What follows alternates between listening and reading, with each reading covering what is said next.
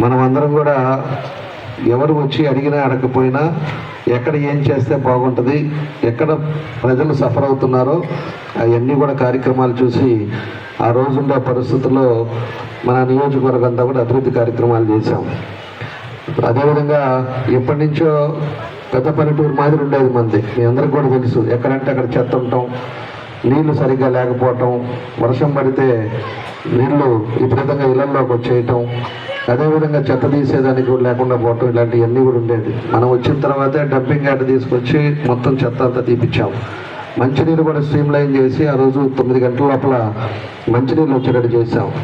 అదేవిధంగా ప్రతిరోజు మంచినీళ్ళు ఇవ్వాలని చెప్పే ఉద్దేశంతో కూడా ఆ రోజు 165 కోట్లతోటి అమృత్ స్కీమ్ కూడా తీసుకొచ్చిన తర్వాత లాస్ట్లో 2 కిలోమీటర్లు ఆగింది. అది ఇప్పుడు అలానే ఉంది.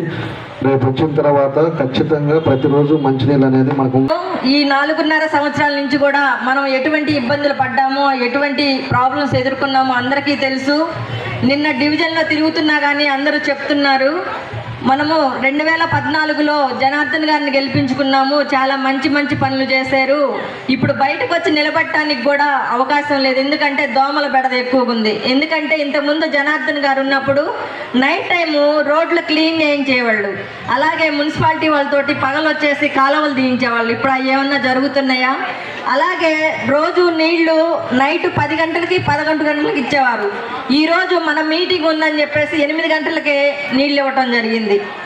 ఇవన్నీ చూస్తుంటే కుట్రపూరితంగా జరుగుతున్నాయి అసలు. అలాగే బీసీలని టార్గెట్ చేసి ఈ మధ్య మేనిఫెస్టోలో కూడా మన మాజీ ముఖ్యమంత్రి వారి నారా చంద్రబాబు నాయుడు గారు మేనిఫెస్టోలో కూడా బీసీలకు మంచి అవకాశాలు కల్పించారు. అలాగే జైహో బీసీ అనే మొన్న కార్యక్రమంలో కూడా మన బీసీలకి ఈ వైసీపీ